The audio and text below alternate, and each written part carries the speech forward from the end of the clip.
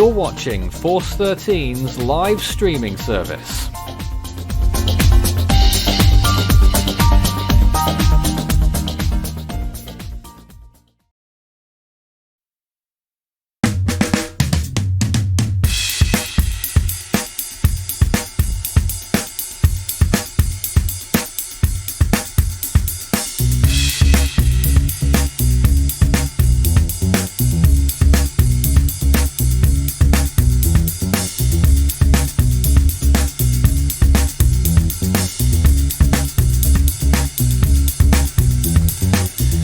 This is Force 13 Live. It's 5 p.m. Eastern Time, and Hurricane Dorian has intensified to a Category 3 storm with winds of 115 miles per hour. The breaking news at this hour is that there is a hurricane warning in effect for the northwestern Bahamas, excluding Andros Island, which is still under a hurricane watch. The National Hurricane Center going with 115 miles per hour.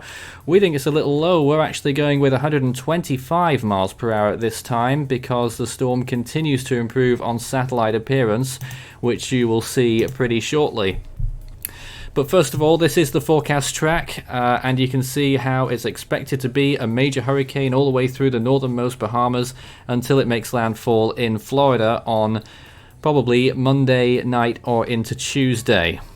Monday night at the very earliest, Tuesday more likely now. It continues to slip back that the timing of the storm, and then it will scoot off towards the north somewhere. Models are very divergent in actually what is going to happen, and unfortunately that means there's a lot of uncertainty still at this time, and we can't tell you as much as we would like to be able to tell you in terms of a certainty of exactly what the storm is going to do.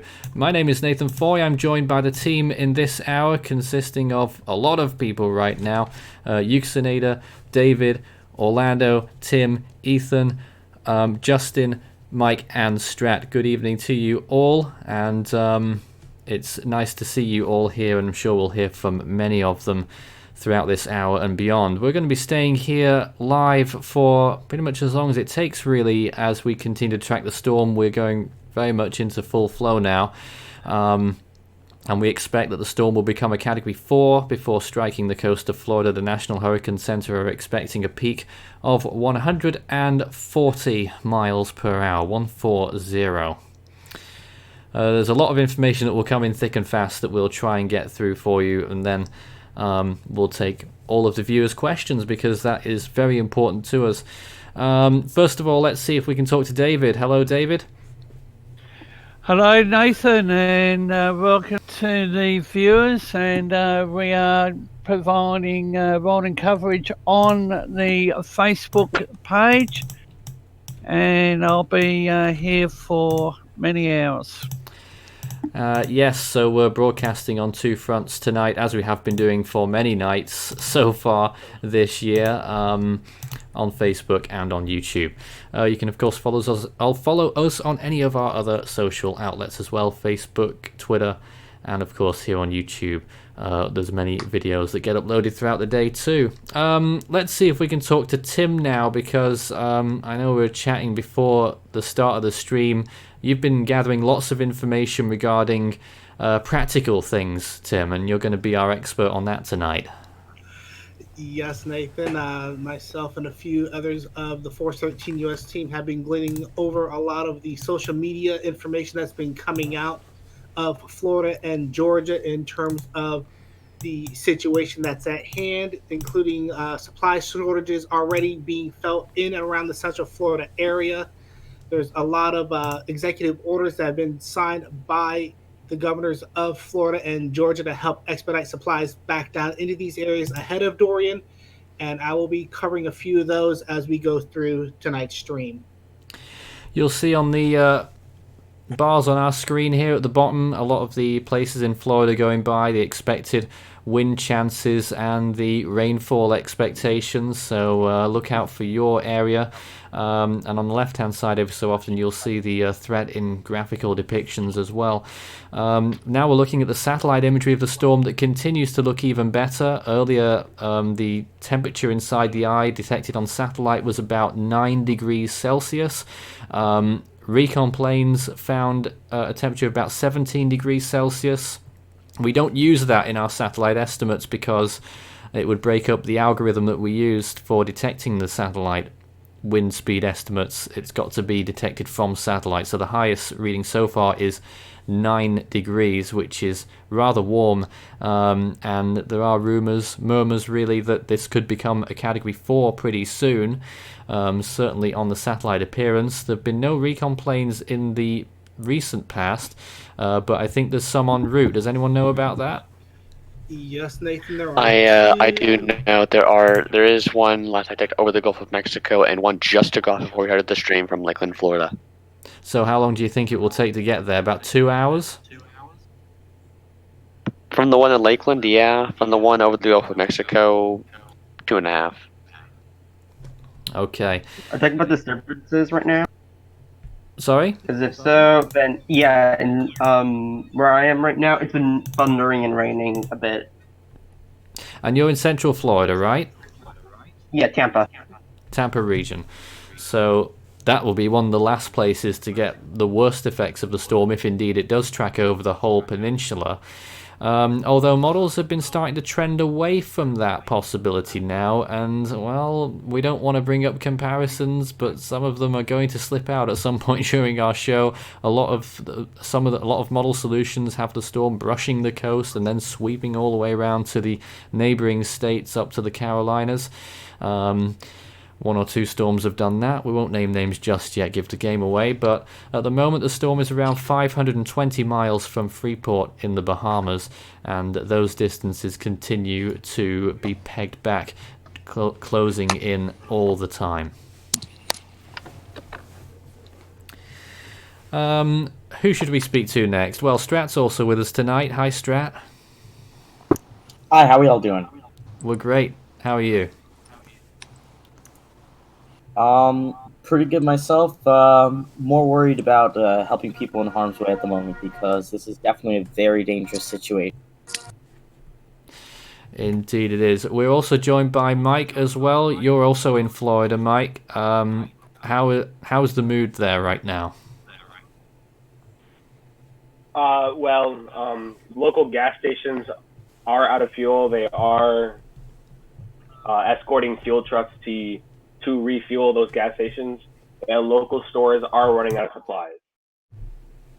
However, people are taking the proper procedures for the storm.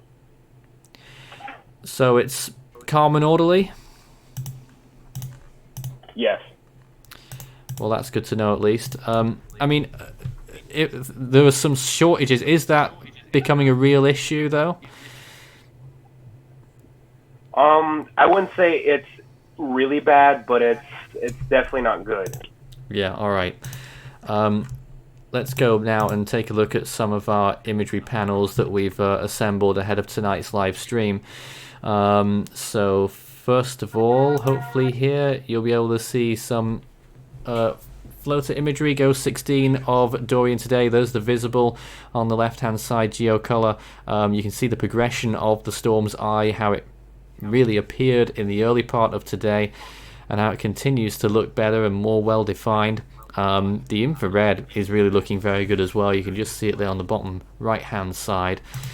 And moving over to this imagery too, some other views of the storm, not too far from the end of the day now, and you can again see that eye on the RGB imagery. And this is Invest 91W, which is in the Western Pacific at this time near the Philippines. There are 3 invests out there right now. We probably won't be paying too much attention to them tonight as we continue to track Dorian.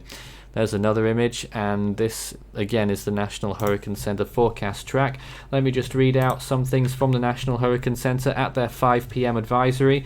They're describing it as extremely dangerous, heading for the northwestern Bahamas. A hurricane warning has been issued at this time for the northwestern Bahamas, including the Abacos, Berry Islands, Bimini, Eleuthera, Grand Bahama Island, and New Providence, all under a hurricane warning. You can see it there on the map. So a hurricane warning means that hurricane conditions are expected somewhere within the warning area, typically issued 36 hours before the anticipated first occurrence of tropical storm force winds. conditions that make outside preparations difficult or dangerous. Preparations to protect life and property should be rushed to completion. A hurricane watch means that hurricane conditions are possible within the watch area within the next 48 hours generally. And interests in southern and central Florida, of course, should monitor the progress of Dorian.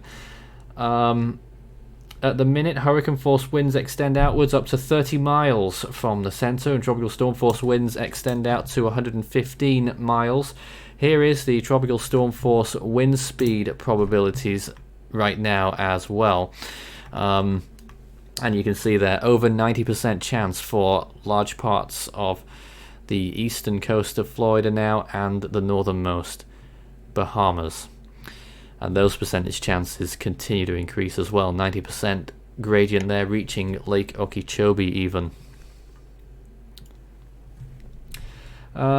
So they're talking about storm surge now as well, the National Hurricane Center. Last night they weren't mentioning it just yet, but now they are. They're saying a life-threatening storm surge will raise water levels by as much as 10 to 15 feet above normal tide levels in areas of onshore winds in the northwestern Bahamas. Near the coast, the surge will be accompanied by large and destructive waves. And for rainfall, the northwestern Bahamas, they're expecting 10 to 15 inches, isolated 20. Coastal sections of the southeast United States, 6 to 12 inches, isolated 18. Central Bahamas, 2 to 4 inches, isolated 6. Who shall we talk to next? Well, if anyone would like to comment on what we're looking at on the satellite imagery in the most recent frames, go right ahead. I've just been tracking it through a large part of the day. Since early morning, actually, we were having a bit of discussions and private messages, and we saw the eye trying to clear out this morning. You know, it's kind of really struggling, though. It looks like the eye will be a lot smaller. Since then, as we've kind of moved into the afternoon now, the early evening, though, the eye has really it has cleared out. You know, you're saying it's positives on satellite temperature, and it looks like convection's pretty solid around it, strong eye wall, and the only thing really holding it back right now is the eye just needs to round out a bit, but it looks like it's well on its way to do that, unfortunately. The past 2 days until this point, it had been really struggling to keep its eye out. 2 days ago, when we first did some of our coverage, it looked like it could have done that, and the dry air became a problem for the better part of the next 24 hours. But seeing it today is just a very bad sign for potential land areas that may be impacted. It's looking extremely round now as well. It wasn't looking so good earlier today, as you said. It's still a little bit jagged, the eye wall, but it does continue to improve as we keep looking at this imagery. The imagery, by the way, is extremely up to date. The last image is only about 4 minutes old. We're also joined by another Justin now as well. Hello to you. Oh, hey. Any thoughts on what you've been witnessing today with Hurricane Dorian? I mean, Hurricane Dorian is becoming very intense very quickly, and it's definitely starting to look like more of a threat to Florida now. I'm not sure what we're going to do now that we've got two Justins in the room, how we're going to identify the two of you, but we'll do our best. Yeah, we'll have to think about that one. But still, you can see around the eye... Mind. I thought you were talking about me, Justin. Yes, I was. I was at first. To... Oh dear, the confusion's already begun. Convection blowing up all around the eye. The south side looking a little bit better than the rest of it at this time. And again, the eye temperature is continuing to be rather warm, getting towards plus 10 degrees Celsius, which would typically denote, this kind of appearance would typically denote a Category 4 storm, and maybe it will get there pretty soon if it keeps ramping up. Something to note, yes. Nathan, when you were talking about the storm surge, I have looked at the tidal forecast, and on its current track, we could be looking at Dorian impacting Freeport and Nassau during high tide. So that storm surge that we were talking about, 15 feet, could be another 4 to 5 feet higher with the tidal cycle influencing the storm surge. David, you've got some news?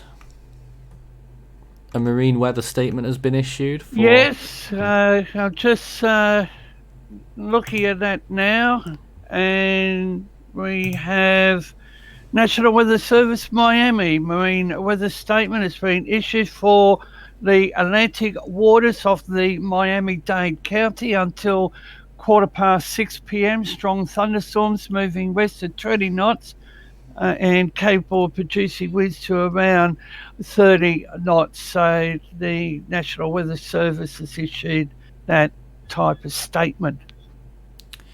Wow. So already we're starting to see some statements coming out. Whether that is completely in association with the storm or not, I'm not quite sure just yet. Let's now just bring you as well to the key messages from the National Hurricane Center. Here they are on the screen. So a nice little roundup.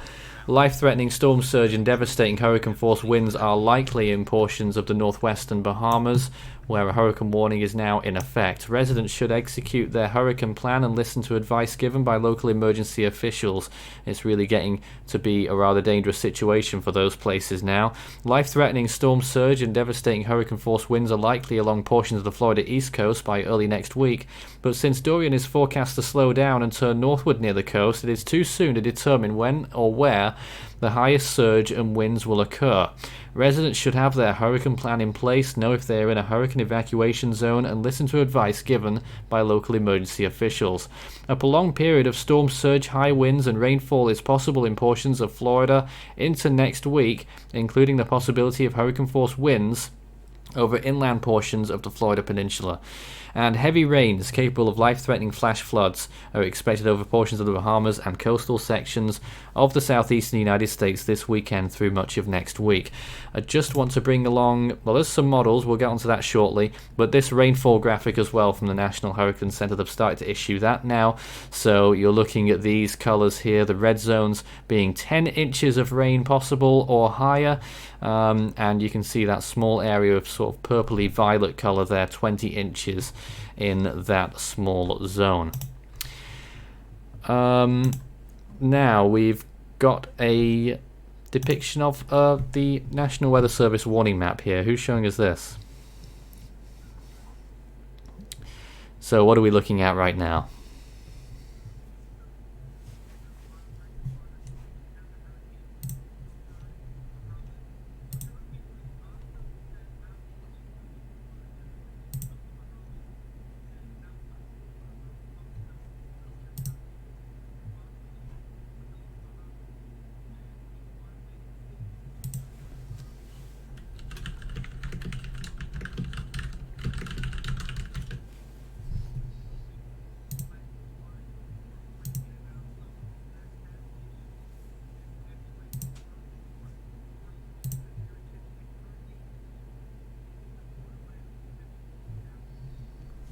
Wow.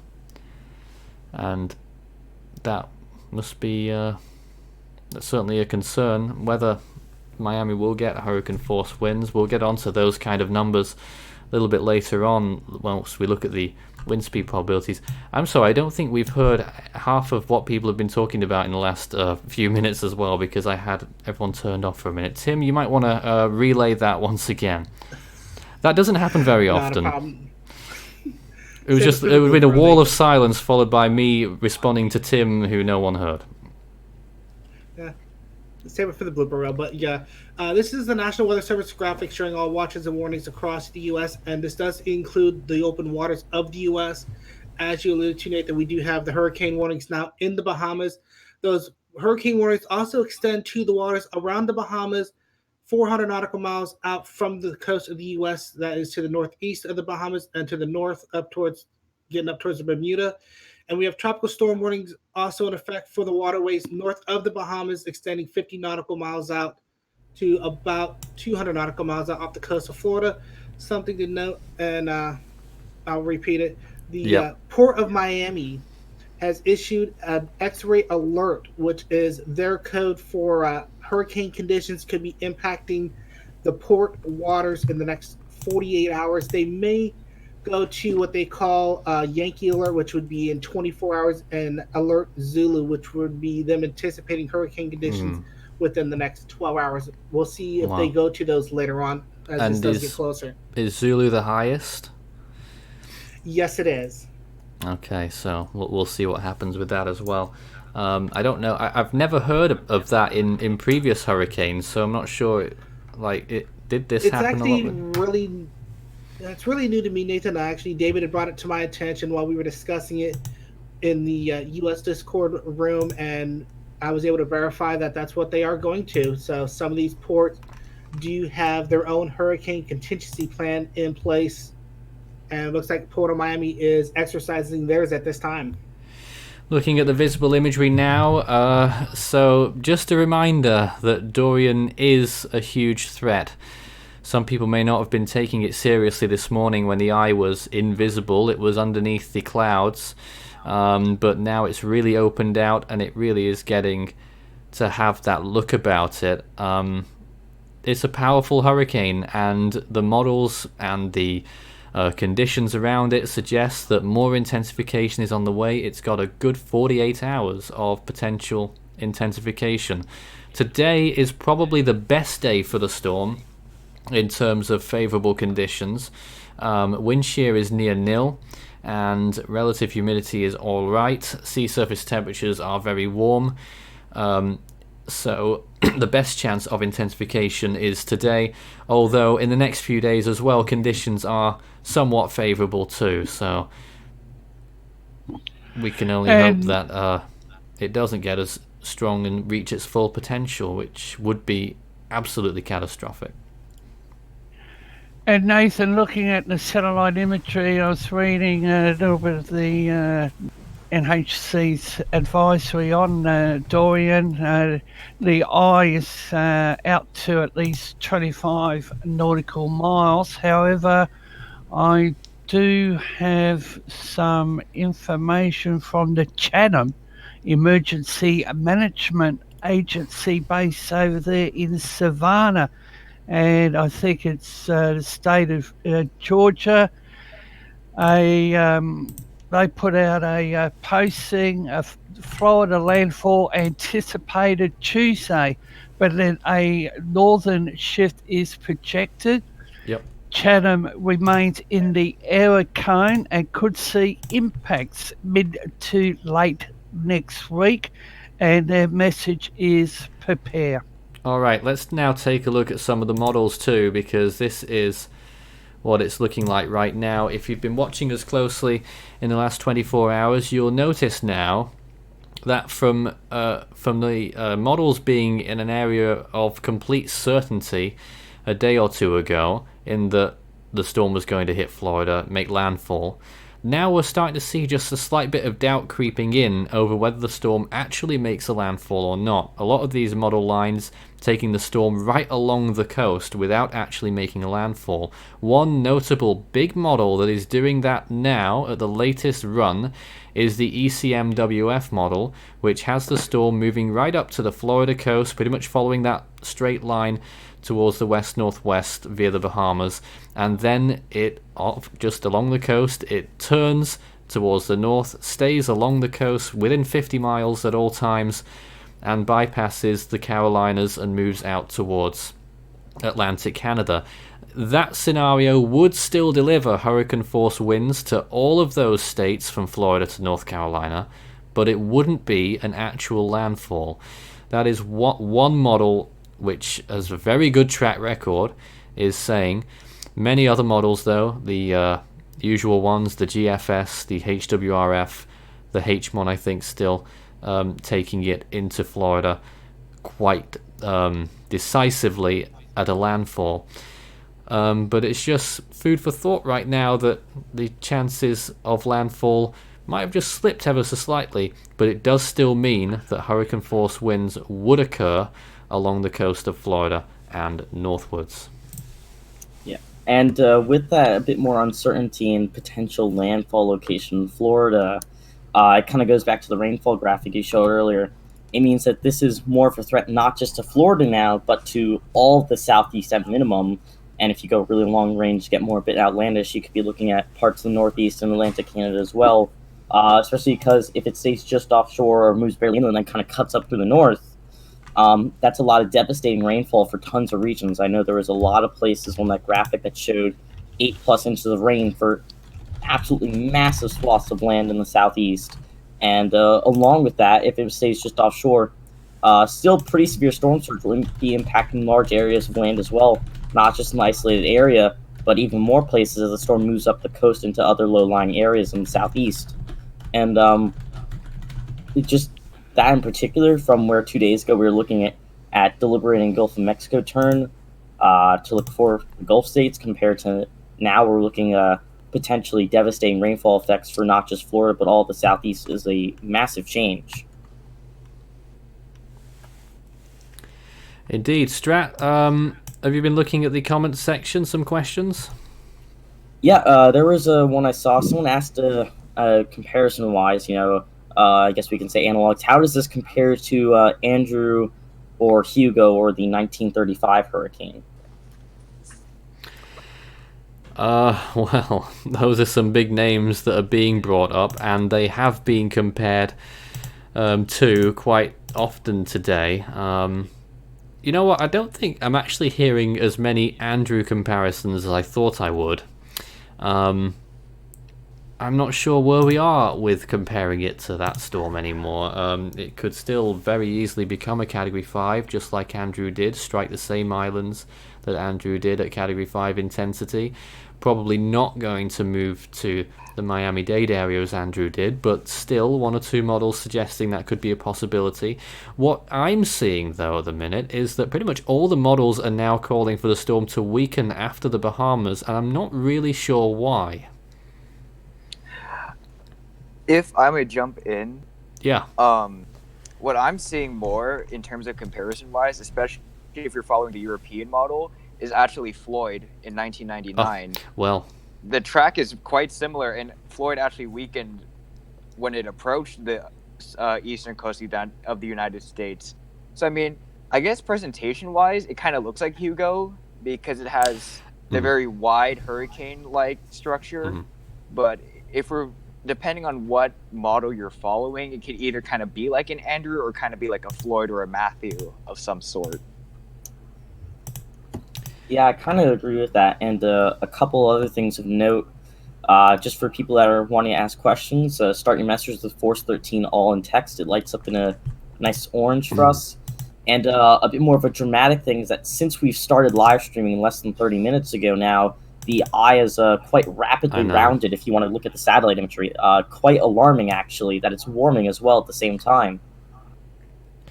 We're going to get some satellite observations on that at some point during this hour, as soon as we can get a free moment or two. It's all going on here at the minute. Yeah, because this is startling at minimum. It was kind of ragged most of the day, kind of half open, kind of swirling around a little bit. But in the past 30 minutes or so, it's very quickly rounded out, it looks like, to be very circular.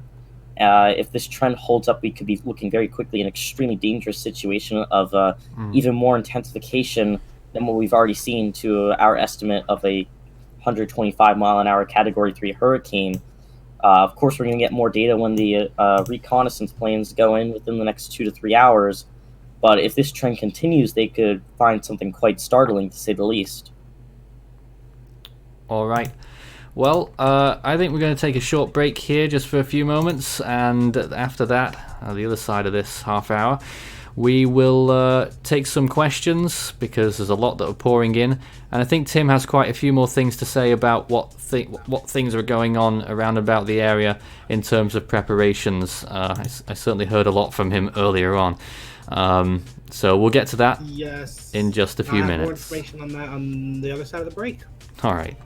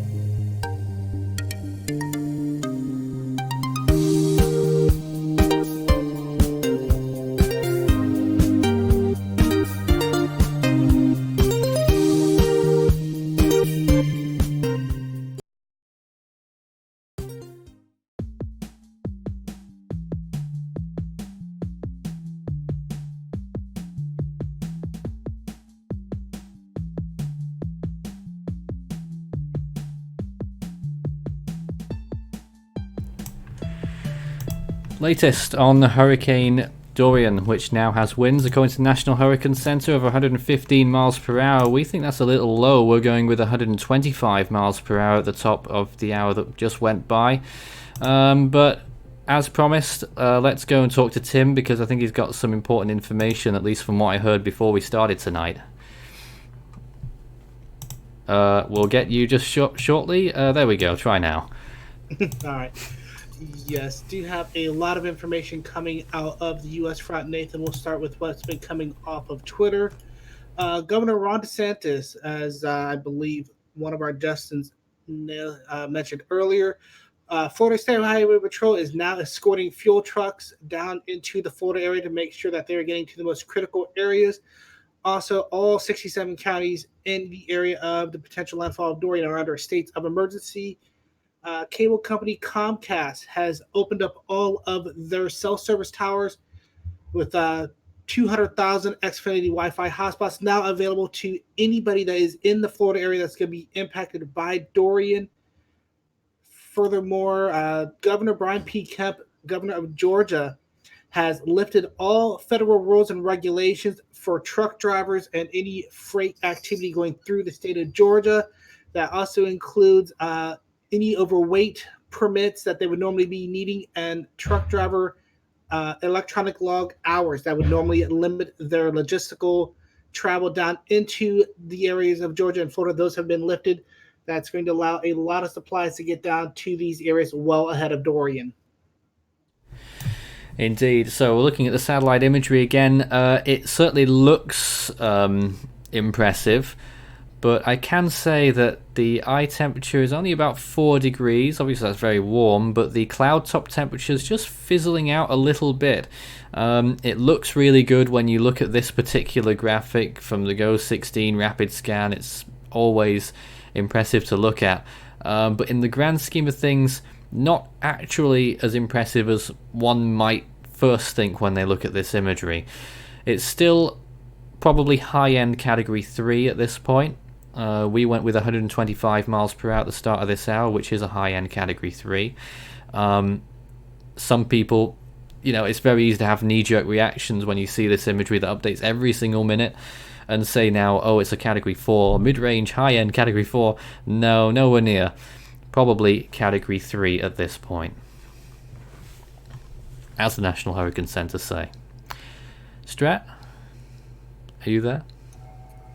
Yes, I am here, Nathan. We've just had a question as well, and a very kind donation too, which we really helps our work. Any support that you can give us in any way, and indeed the team support our work as well by being here and giving us the commentary, and we are very much community led in our endeavor here to try and answer all of your questions. So that question, hugely concerned that if Dorian does loop back out to sea, it might curve northwest and hit New Jersey. It's been nearly 7 years since Sandy, and I'm terrified. Strat, you're up there as well, and Orlando, so I wonder if you two would like to speak about that. If you're there at all. Okay then, well, one or two of the models are suggesting that it could shoot off towards the northeast after striking the Florida area. The Ecmwf model, for instance, has probably the closest pass to the northeast, taking it just past Cape Cod with a pressure of 949 millibars. That's a rather interesting run from the Ecmwf. What we can really conclude, though, is that any model run that takes the storm towards New Jersey and northeast in general is still well beyond 5 days out, and that means there's still a lot of chance for huge changes to the forecast track and indeed its intensity. When you're thinking about the northeast, the storm has first got to get through the southeast, and if it makes landfall, then it's obviously going to be much weaker if it stays over land on its way to the northeast. So hopefully that answers your question fairly well. I think earlier Justin wanted to speak a bit as well. I'm not sure if you did or not. Justin? Which one? It's only you here right now. Okay. Yeah, I mean, looking at the satellite imagery, I would say that 115 is a little bit too low. I mean, we could be pushing a little bit towards 130 even.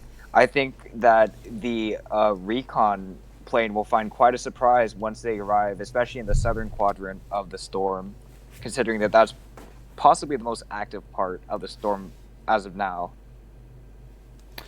Yeah. Yeah. One thing I would say about that is I know we were talking. The cloud tops aren't as impressive as the eye may equate it to. Just in those latest frames, I'm pretty sure this is 1 minute in imagery, if I'm not mistaken. That we're looking at now. Rapid Yeah. scan. It looks like on the infrared part that there's some new convection trying to burst up around the eye wall a bit, starting to cycle around from the south side around to the north. Well, yes, but you would expect that, but it's not particularly deep. It's only sort of the dark red colors. What you're really looking for signs of huge intensification are blacks, and then even beyond that towards white is what you would look for to see if we're getting any rapid intensification. It doesn't look like that is actually happening at the moment at all. No, not at the moment. It does look like there's some consolidation of darker reds and some hints of black starting to show up on the southeastern quadrant, though, over the next hour or two while we're continuing our coverage. It's going to be a priority to monitor and see if that kind of explodes upwards and deepens more into those kind of blacks, which indicate even colder cloud tops, or if it kind of maintains the current level or fades off. But I must say, it is starting to look very aesthetically pleasing on the visible imagery as we get the late frames here. Yeah, at the same time, though, you don't need to see super blacks and whites on the cloud tops for it to be a very intense storm. I'm not saying it's definitely not a Category 5 at this point in time. We'll need to put that out there to be clear. But I'm just giving Irma as a comparison in terms of the cloud top to wind strength ratio. Well, yeah, Irma actually had pretty shallow cloud tops for its intensity. Exactly. Completely. Yeah, that's why I'm bringing it to. That's why I'm just bringing up that kind of comparison. The cloud top to wind ratio isn't always that easy to make out, even though it's a very good indicator. Which is why it's vital that we're having recon come into the storm within the next 2 to 3 hours. Yeah, I mean, what I tend to look for when we're looking at Category 5, a general rule of thumb, just going to bring up one of the latest images from RAM, and their type of imagery has been used for decades. And so I probably know a bit more what I'm talking about when it comes to that. This is a recent RAM image of the storm. Now, it doesn't look particularly impressive when you look at it this way, and that's because, as I said, the cloud tops are pretty shallow in comparison to what other very strong storms have been. For instance, a general rule of thumb, not always the same with every storm, but you want to see a red ring around the eye if you're going to give it mid-range Category 4. And then if you're going to give it Category 5, you want a red ring with possibly some yellows in there as well, and a warm eye of about 10 degrees Celsius or higher if you're going to give Category 5 status. As you can see, Dorian is nowhere near either of those. So at the very most, it's probably 125 miles per hour looking at the imagery. Of course, recon planes could find something completely different, and they are en route right now. Any news on their whereabouts? Are they nearly there, or is it going to be some more time yet? It probably should be another hour and a half for NOAA 2 Mission 21, and for AF 303 Mission 19. I think that actually is going the wrong direction. It turned around, actually. There's been a few turnarounds today. It's going back. Yeah, was it the... Are they having trouble? The NOAA 17 turned around, and now the AF 303 Mission 19's turning around. So the only one we have that's actually going in... there's actually two, oddly enough. There's AF 307, the unassigned mission, is leaving from the Gulf of Mexico now. That should be 2 to 3 hours away. And there's NOAA Mission 21, which is north of Freeport right now. So within 2 to 3 hours, at most, it should be getting our first real hard data that we need. Yep, and that is what the weather community is crying out for right now as we continue to watch this storm. When was the last time recon were in the storm? This morning? Yeah, this morning. Before noon was the last time. It's been quite a while. which is unfortunate considering how imperative this particular time is, but it's just kind of in that dark spot between, U.S. territories in the Caribbean and the mainland of the United States at the moment. Yeah, of course. Okay, as promised, we're going to take a lot of the questions that we've had in the last few minutes, or through this hour so far. So, here we go. Is Dorian more likely to make landfall in Florida or curve away? It's still, chance of a landfall in Florida is still well more than half. National Hurricane Center there has the storm just about moving inland. I think they're really hedging their bets. But I would say there's still more than a half chance that the storm makes landfall in Florida. Probably more than 60% even. How can it affect Canada if that model, the ECMWF, I assume, is true?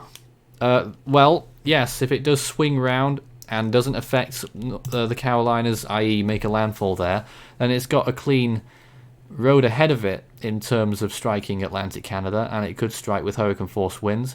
The ECMWF had the storm in the 940s when it was making landfall, I think, or maybe the 950s in Canada, so that is one scenario, but that is still incredibly far out, and that could change massively. Indeed, some models, like the CMC, take the storm around the land areas, around Florida and whatnot, and then turn it right back out towards the east and stalling it near Bermuda. Now that's a quite odd scenario. I have not seen that one yet. Which one? You never know, that one might happen. That's the CMC model, which doesn't have a very good reputation in the hurricane tracking community. And something a bit interesting, the 18Z GFS run is starting to render out, so I will be monitoring that for future developments for us, because within the next 30 to 45 minutes, we should have a full read on that within the 160-hour time frame, which is what we really need. It's 36 hours rendered in so far. So if you're just joining us, the National Hurricane Center have declared Dorian to be a major hurricane. They've given it 115 mile per hour winds. We're running with 125 miles per hour due to its what would appear to be superior satellite appearance. And it could become a Category 4 later tonight, overnight, or tomorrow. It could strike the northernmost Bahamas at Category 4 intensity and could make its Florida landfall near that intensity as well. How much the storm might slow down before it strikes Florida may tell us a lot as to how strong it will actually be when it gets there. Two schools of thought, really. One is that if the storm really slows down, you'll get the upwelling, and that will start to weaken the storm. Or the sea surface temperatures are just so warm that even if it does slow down, it might actually intensify more than if it was moving quickly. Because in terms of the sea surface temperatures, there is a decent amount of ocean heat contour, which means that warm water extends pretty far down below the surface. So even if it stalls for a while, at least initially, upwelling won't directly impact the pure energy that's drawing from, just because there's so much of it around that it'll take a while for it to kind of tap out its resources, which at that point then, sea surface temperatures under it would start to decrease a bit, and then that could hinder it a bit. Speaking of the kind of the stalling and slow down, I know we're talking about intensity and such, but that definitely increases the rainfall potential and threat, not just for Florida, but for the other southeastern states as well. That rainfall graphic, now that's come out, is higher than I was thinking it could be for other southeast states, because, until today, models weren't really showing this kind of scenario too much, and because of that, the rainfall predictions from the computer models were relatively tame for the southeast states, the Carolinas especially, but that seems to be changing at this point in time. So seeing that NHC rainfall graphic show potentially 10 inches plus, wide areas of 6 inches plus on the coastal Georgia, South Carolina, and kind of reaching into North Carolina, was definitely startling, to say the least. Now, that's interesting just to note here, because often when we use rainfall charts, we use a 5-day rainfall chart. The National Hurricane Center uses a 7-day rainfall chart. So this is what they're expecting in 7 days, and that can sort of tell you what they're expecting the storm to do after that. A lot of models are talking about the storm re-emerging off the coast eventually, and then it could intensify again off the Carolinas, off the North Carolina or South Carolina coast. I may add something, Nathan. Yeah. If because we're speaking about rainfall and intensity, I would say that I personally would be more scared if the hurricane slowed down and took the ECMWF route, in which it just hugs the coast. Because if it slows down, theoretically, because the western half of the hurricane's over land and the eastern would be still on land, you would assume that the western half would weaken, but because of that, it would also drop more rain. And especially with the ECMWF's model, in which it's taking, it's going to hit possibly Jacksonville, Charleston, Savannah, Wilmington, all those states, all those cities. So, I mean, if it slows down and starts weakening, I mean, all those big major cities are going to get a lot of rain. Well, probably not as bad as the Icon model from earlier today, which called for a hurricane landfall, well, hurricane conditions in Miami and in Tampa, and strong tropical storm conditions in Jacksonville, and re-intensification as it moved offshore again. I've just been noting that as the latest GFS run comes out, that the high pressure, the ridge that is driving the storm westward, in this run, it seems to be a bit more stronger than the last one, which makes it move more, just slightly south, more to the south, and slightly more to the west. Well, if any of you could show us that run as it comes out, that would also be much appreciated too. In the meantime, we're going to speak to Tim again. You got some more stuff for us? Yes, Nathan. I was actually able to find a full article on FloridaDisaster.org. This is a division of the Florida Division of Emergency Management, and they have a ton of information. I actually linked it into the chat earlier, but here's what they do have to say in terms of what they're doing ahead of Dorian. Right now, no evacuations are in effect right now, but when they do start going into effect, Governor DeSantis will direct the Florida Department of Transportation to lift all tolls on all turnpike roads. I noted it earlier that Comcast is opening up their entire network of 200,000 Xfinity Wi-Fi hotspots to everybody in Florida who needs them, whether they're an Xfinity customer or not, free of charge. Florida Highway Patrol is escorting fuel trucks to ensure fuel reaches critical areas more quickly. The state is working with the fuel industry to make sure fuel does get to everybody. Also, through an executive order, Governor DeSantis has waived hours of service and truck weight limits for fuel trucks. Also, Alabama, Mississippi, and Georgia have also waived those requirements so fuel can get down into Florida more quickly and efficiently. Let me see, what else do we have here? The state has already banked 819,000 gallons of water and 1.8 million meals ready for distribution. They've also requested another 250,000 gallons of water to be brought in, bringing a total of 1 million gallons of water available to the public.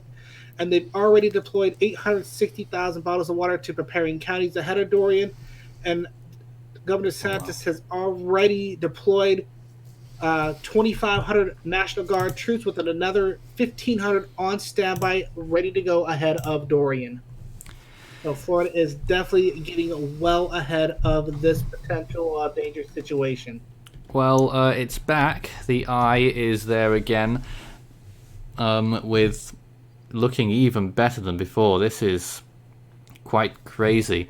Again, still, you know, the cloud tops, they look very impressive on that image, but they aren't actually that impressive.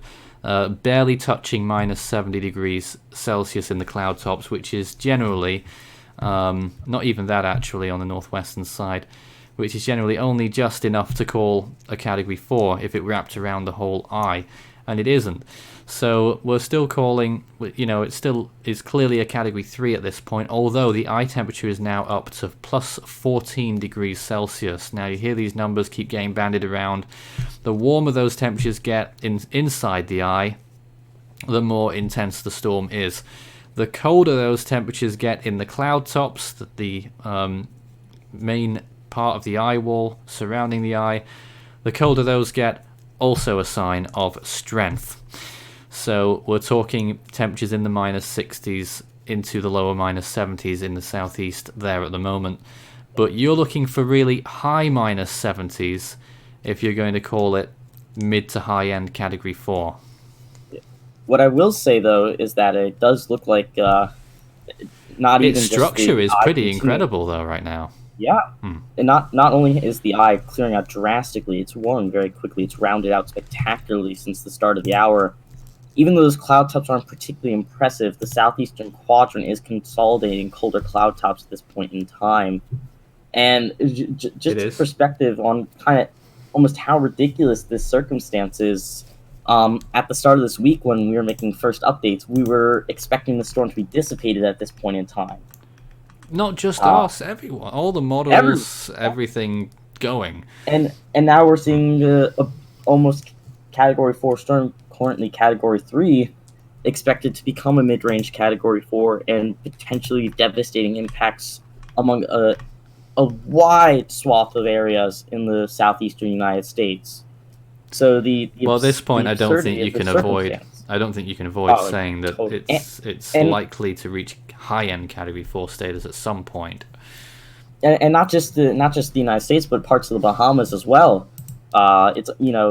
It's almost bizarre that the rapid change that we had to see with our coverage almost, and just everyone as well, from expecting nothing beyond the Caribbean to seeing not really a behemoth in size, but in potential, has been drastic to say the least, and continuing to develop pretty quickly as well right now.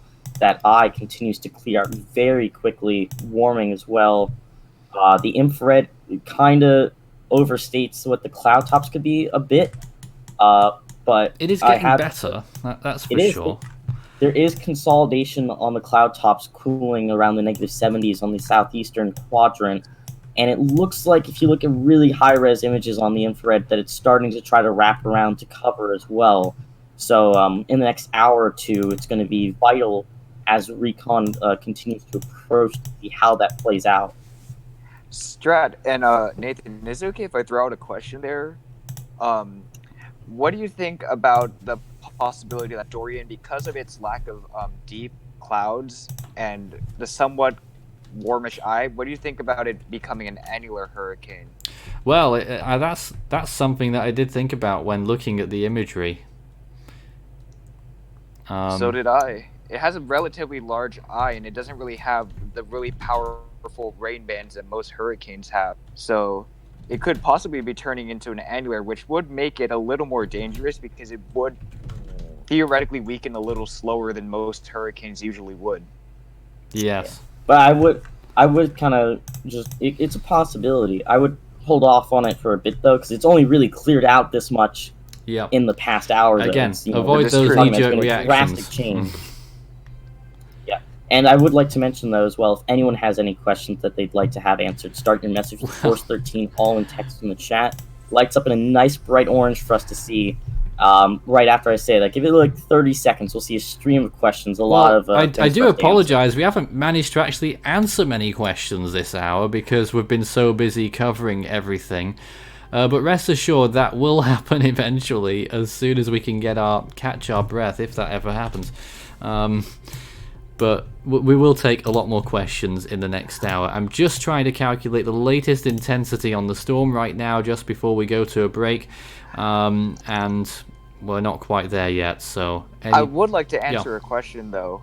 Sure. There have been a few questions asking if it's going to be a high-end 4 or a low 5, or if it might be Andrew Reborn, or where the track is. I would say, for now, wait until the next hour or two when we get the recon information and when the GFS model is fully updated, because as of right now, we're kind of a little bullish on the intensity and the track. So once we get that within the next hour or two, then we could be a little more confident on what's going to happen. So I would hold off those questions for a little bit later, guys. Interesting. Well, there is time. Just take one or two here. You mentioned one there. I have a beach house in Melbourne. Is Dorian going to hit Melbourne? Well, it's certainly quite possible. Hurricane force winds, chances of that are quite high. Tropical storm force winds nearly assured. Certainly going to have to prepare any buildings there for the worst conditions. And that storm surge is going to be absolutely huge anywhere near where the storm strikes.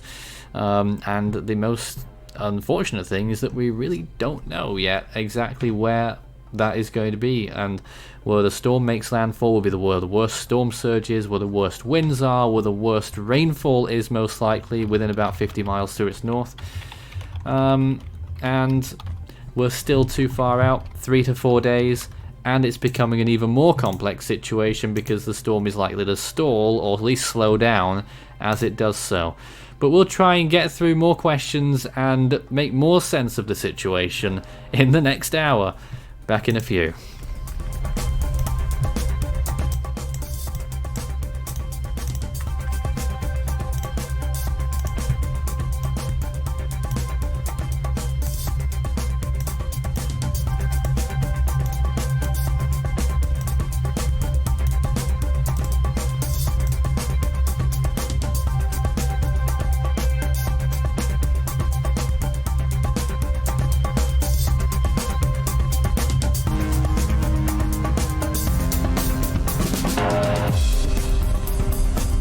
Coverage continues in a moment.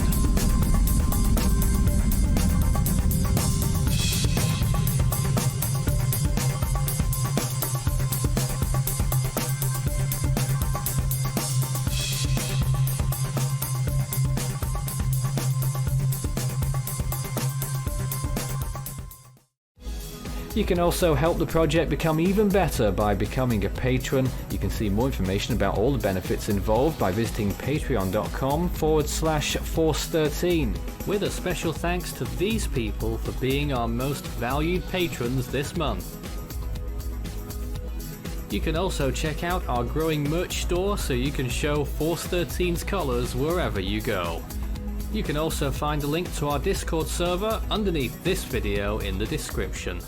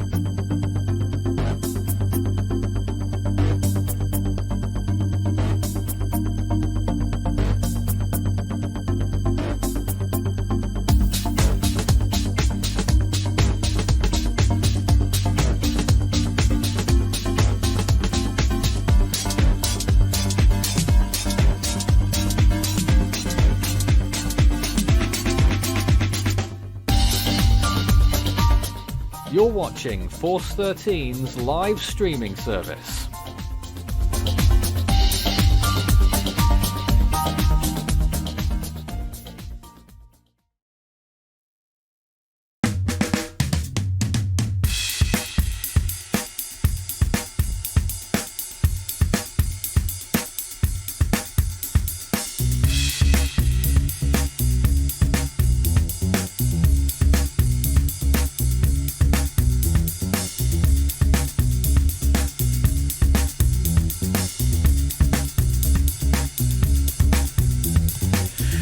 Continuing coverage of Hurricane Dorian, which is a Category 3 on the Saffir-Simpson scale. The National Hurricane Center went out with their advisory an hour ago and said it was wind speed of 115 miles per hour, pressure 970 millibars.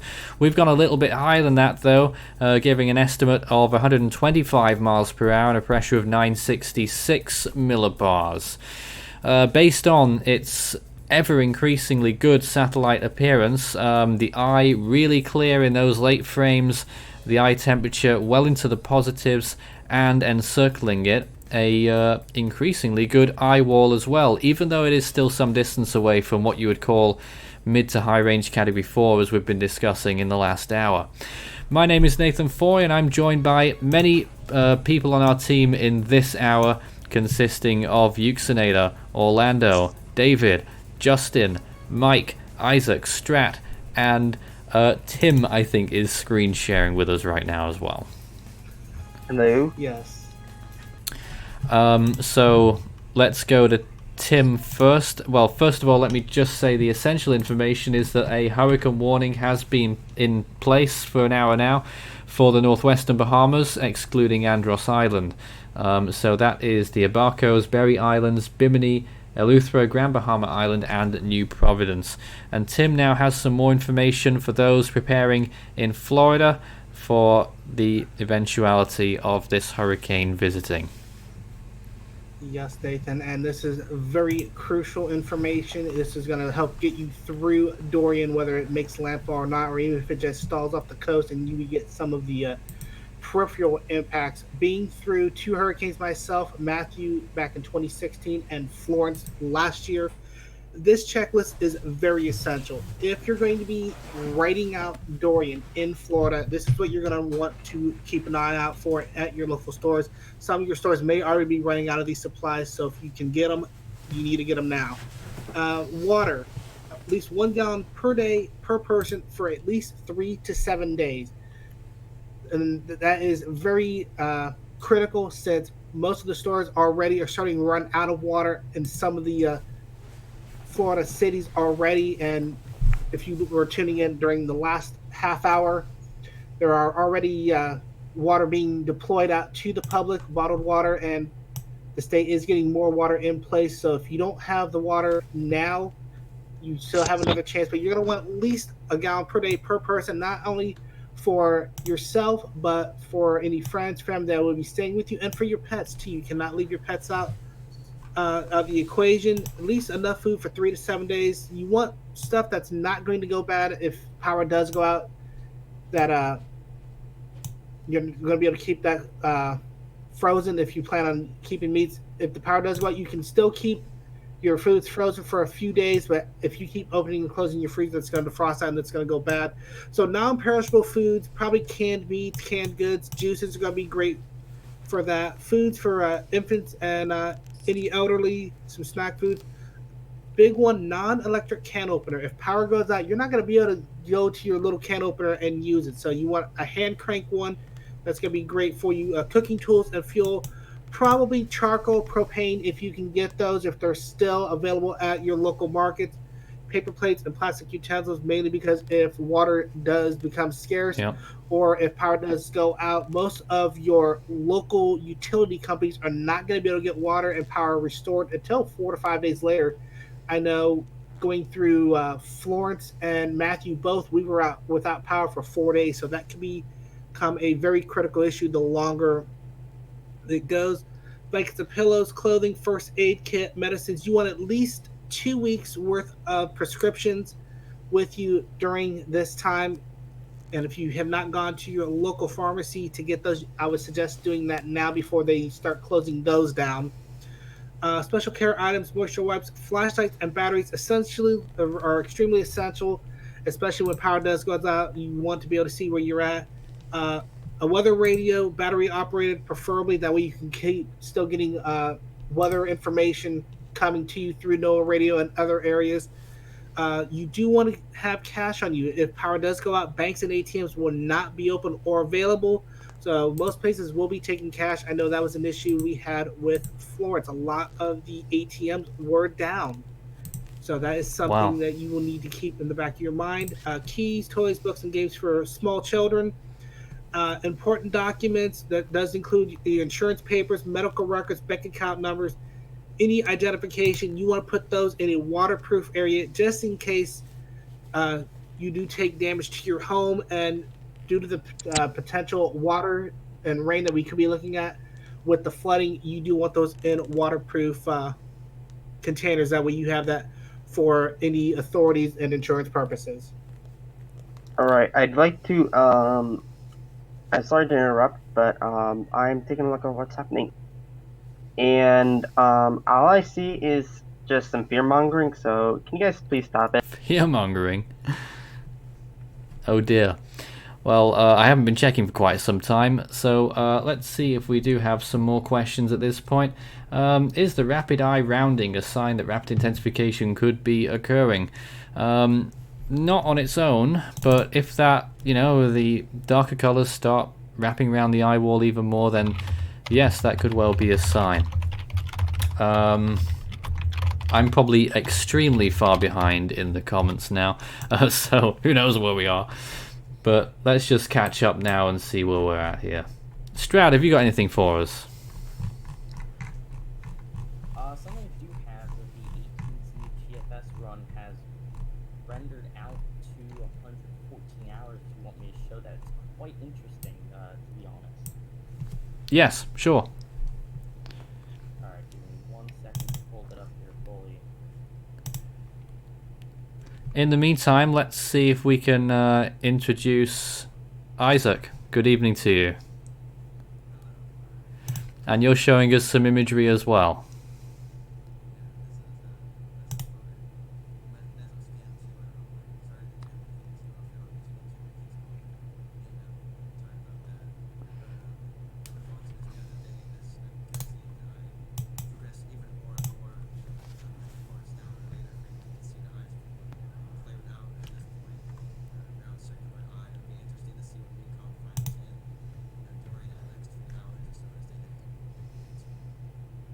Absolutely.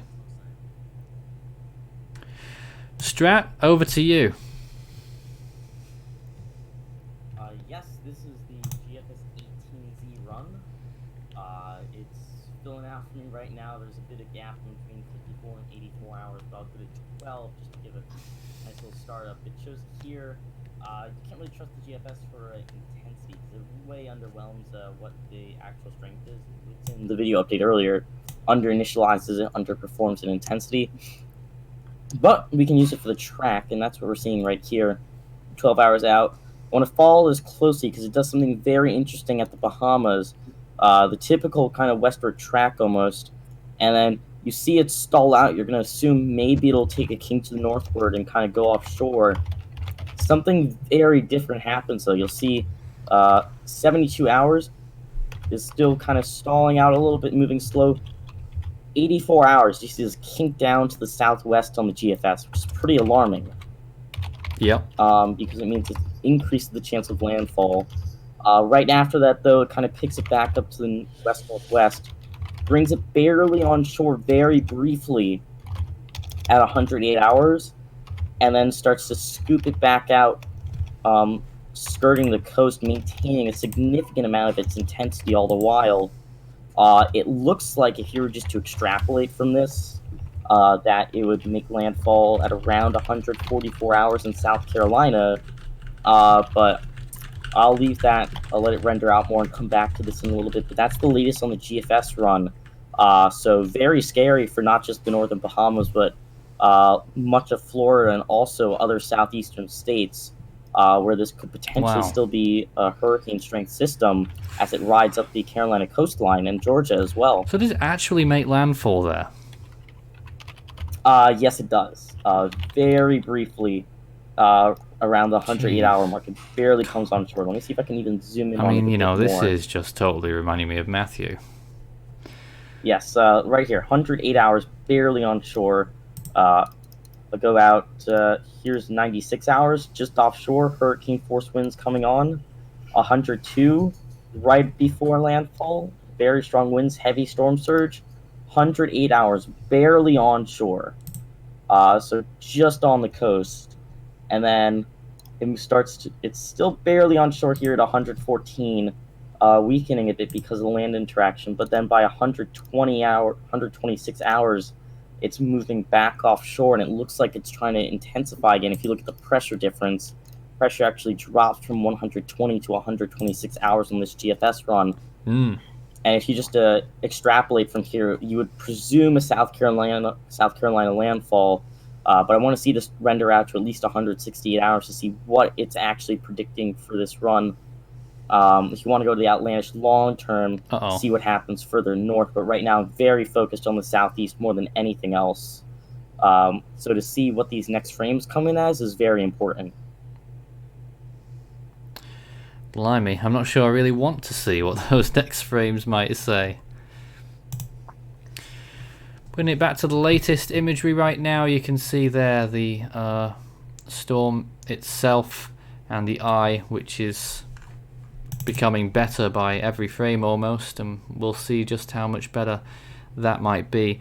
I've just got to take a moment away from the microphone here, so if anyone wants to read out the latest from the National Hurricane Center with the warnings and their expectations, that would be grand. Tim? It's over to Tim by the sounds of things. He'll get sorry, there. He'll get there in a lost moment. Perception there for a second. Yeah, not a problem. We actually have an update off the National Weather Service watches and warnings now. The waterways 50 to 200 nautical miles off the coast of Florida up towards the Florida border are now under hurricane warning. So now that is all of the waterways 200 nautical miles off the coast of Florida under hurricane warnings down to the Bahamas. We'll get into the key messages right quick while Nathan is away from the microphone. And this is from the 5 o'clock Eastern advisory by the National Hurricane Center. And the key messages start as such. First point being life-threatening storm surge and devastating hurricane force winds are likely in portions of the northwestern Bahamas. While hurricane warning is in effect, residents should execute their hurricane plan and listen to advice given by local emergency officials. That also does include getting your hurricane preparation plan together. I was talking about that just a few minutes ago. And consult your local governments as to what they want you to do. If they have evacuations, there are a few sites out there that do show some of the good evacuation routes in Florida, so you will want to heed those if you are put under an evacuation. Second key point being life-threatening storm surge and devastating hurricane force winds are likely along the portions of the Florida East Coast by early next week, but since Dorian is now forecast to slow down and turn northward near the coast, it is too soon to determine when or where the highest surge and winds will occur. Residents should have their hurricane plan in place, know if they are in a hurricane evacuation zone, and listen to advice given by local emergency officials. That pertains to the state of Florida specifically. Florida is in 2 hurricane evacuation zones, some that are required to evacuate and some that aren't. So you will need to go to your local government to determine if you are in a hurricane evacuation zone, and if that evacuation does get issued, you need to heed that warning. Third key point being a prolonged period of storm surge, high winds, and rainfall is possible in portions of Florida into next week, including the possibility of hurricane force winds over inland portions of the Florida Peninsula, and heavy rains capable of life-threatening flash floods are expected over portions of the Bahamas and coastal sections of the southeastern United States this weekend and through much of next week. So as a lot of the team has been discussing, this is going to be a very dangerous situation going through the Labor Day weekend here in the United States and possibly into later on next week. And if you are in these areas, Florida, Georgia, maybe up to the Carolinas now, you guys need to be paying attention and listen to your local governments and officials if they do give any directives on what you should do for your area. If I may add something, we just came in with the most recent GFS model. I can't pull it up, but I'm sure someone else can. But regarding the GFS model, it's hit 144 hours, and it shows a landfall around Charleston in South Carolina. And there is a significant amount of red and yellow on the western side of the hurricane. So areas such as Columbia, Raleigh, Greensboro, Durham, and maybe even Charlotte are expected to get significant rain, as Dorian is expected to possibly make landfall there as a Category 2 with a pressure of 972 millibars, according to the GFS model, at 144 hours. I would like to stress, though, that despite this massive potential danger, because this is still just over 6 days out, actually a bit less than it at the potential landfall point, that the track forecast is becoming exceedingly uncertain once we pass 3 days, as a variety between the models has risen drastically. The count of uncertainty from the National Hurricane Center highlights that. 4-day forecast error can be around 155 miles. The 5-day error is around 205 miles. Beyond that, it increases as well. So from any one point in a model, if you were to assume that's the official track that would happen, it could still vary from over 200 miles in either direction. So it could either be well inland or it could be significantly offshore. Regardless of that, there's a absolutely massive threat to land from numerous locations at this point in time, as the eye looks to be continually warming on satellite imagery, and it looks like some colder cloud tops are starting to try to wrap around the eye as well. Another thing also to go off you on Tim's point, I'd also strongly urge anybody in the cone to look at your local National Weather Service for the latest up-to-date information. So, for instance, go to the National Weather Service in Miami, National Weather Service in Melbourne, Florida, and there's a little map there that says click below for a detailed forecast.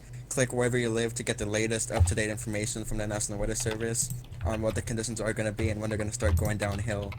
And it also probably have some really good information for preparing and the hurricane itself for those specific offices. So make sure you also stay tuned to the National Weather Service too.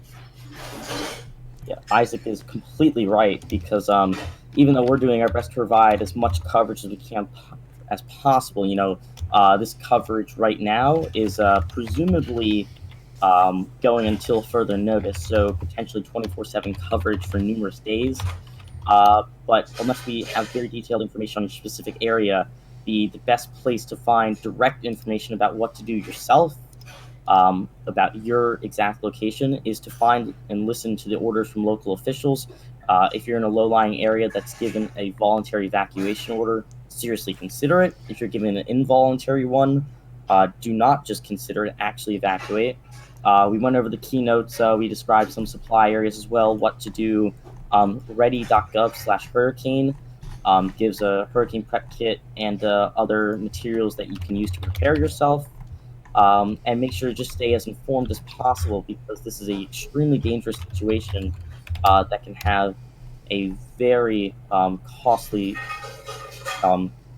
not just costly, but it can cause loss of life. It can cause property damage. You need to stay prepared. You need to stay alert and just pay attention to as many sources as possible. Yeah, well, I'm seeing lots of... Oh, I'm sorry. Oh, go ahead. I'm Go just ahead. seeing lots of Andrew references. I don't know if we could get opinions from you guys as to how apt they are or not. Well, Andrew wasn't forecast to go up north like this storm is, so there's that. It's more like a Floyd or an Andrew. I mean, sorry, a Floyd or a Matthew.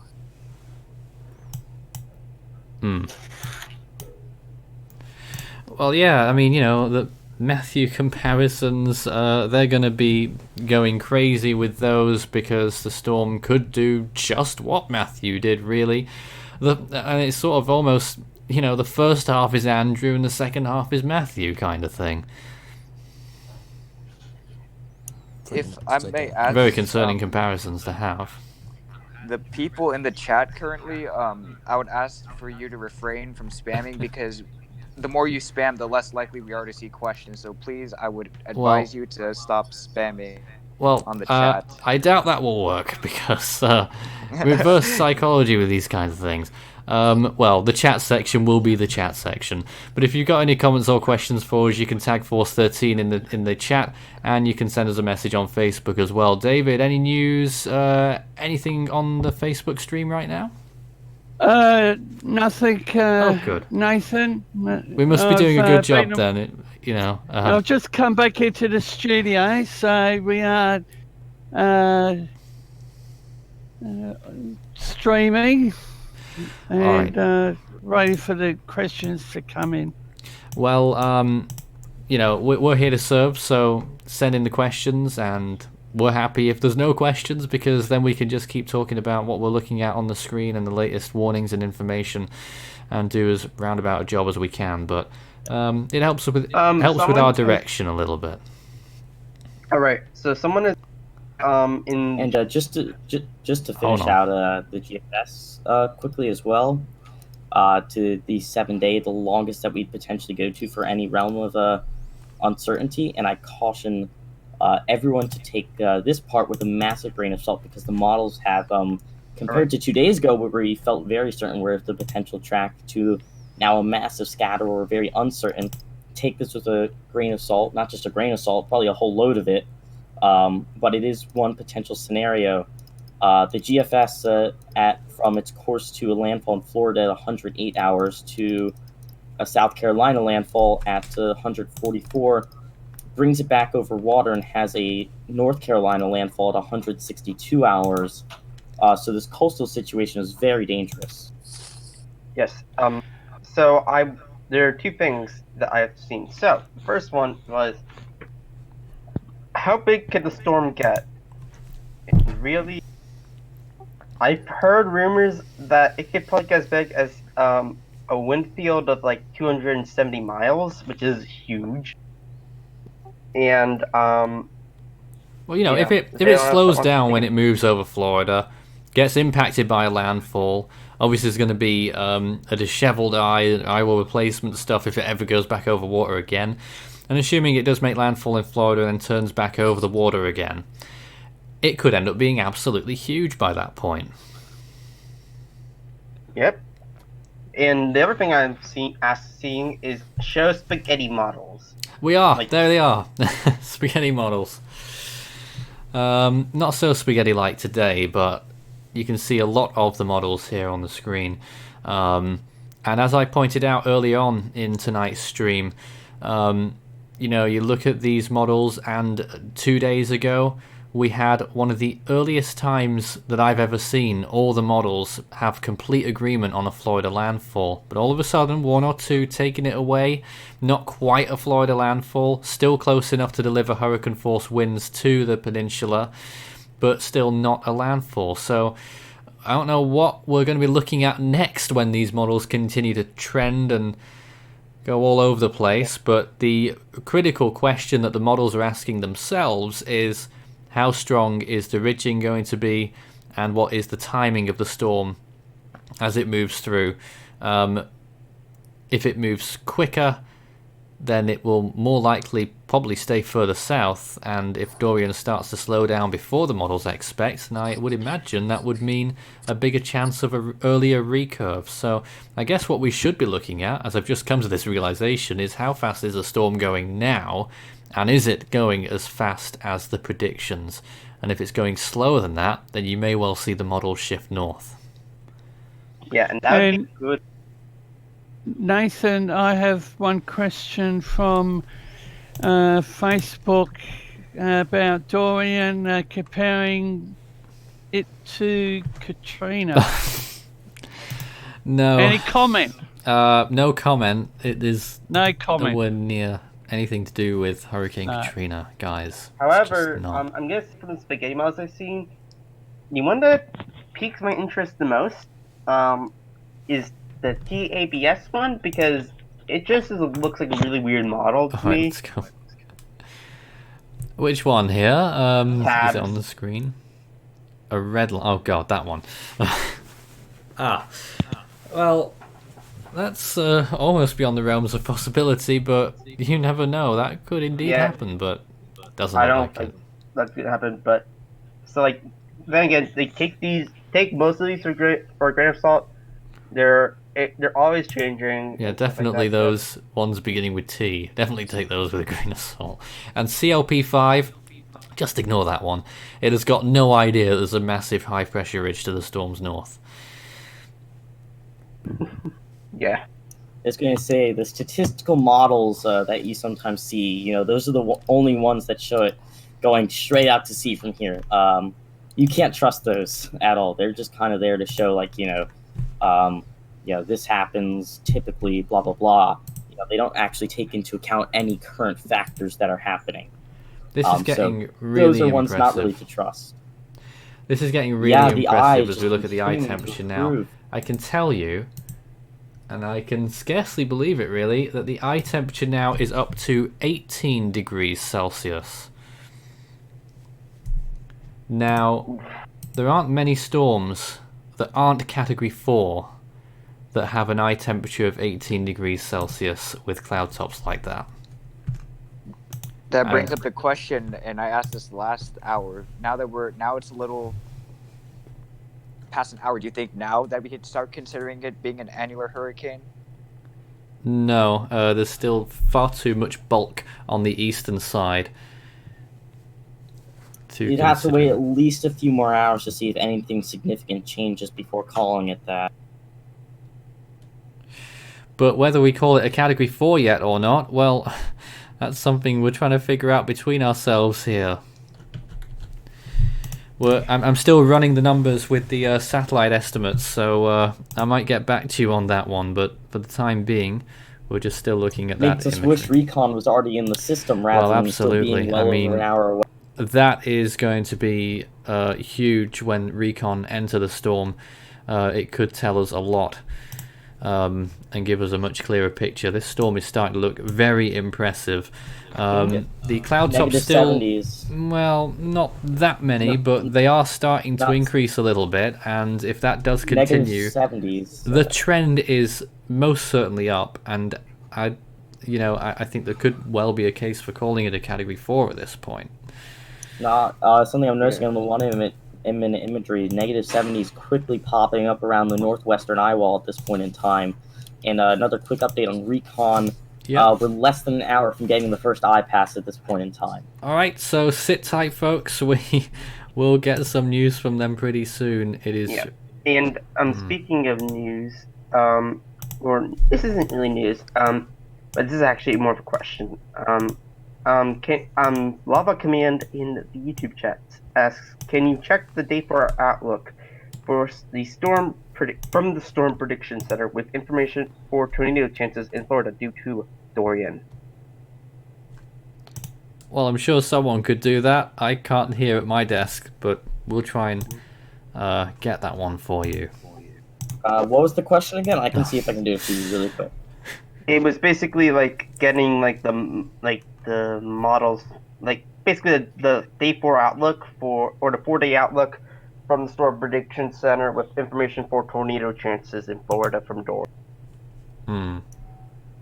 I'm not quite sure, but considering it's not going to be moving directly inland, it's at this point in time, we're not directly inland, we're not expecting a landfall most likely, but the odds of it are kind of, becoming more and more of a toss-up. We can't really say anything for certain that whether or not it makes landfall has a huge difference on that. So we'll see what we can find on that a bit later on. But like we were saying, if you have any more questions, start your message with Force 13 all in text in the chat. Lights it up in a nice bright orange for that. We're going to see a flurry of those. And also make sure to leave a like if you're enjoying the stream and the coverage. Subscribe to the channel as well. And feel free to use the link to share the stream as well. It's really appreciated whenever people do that as well. We're starting to see a couple questions go on. Yeah, I need to address one of them myself, actually. What do we mean about the bulk on the eastern side preventing it from being categorized as a Category 5? That isn't what we were talking about just. It was whether it was an annular hurricane or not. Yeah. And someone also asking, how long does the stream go until? Right now, it is, there's no end time set at this point in time. We do have an automated streaming service for when we're not having direct conversation. We still have imagery showing and updated information. But the stream itself will stay up for an undetermined amount of time right now. Very undeterminable indeed. Someone else I just read in chat, you think that Florida is safe for now? I'm just gonna say right now, I do not think Florida is safe at all. If anything, the East Coast is in a dire situation. The West Coast, I'm not sure. I don't know how you can think Florida is safe right now. Almost all of Florida isn't safe. There was a graphic earlier that showed that all of the state is expecting at least 1 inch of rain from the storm, and all of the peninsula right now has an over 40% chance of tropical storm force winds. So you can't really say any part of Florida is safe from the system at this point in time. We're taking a short break here. Still Cat 2. We'll be back in just a few minutes. Stay tuned. so also when we come back up,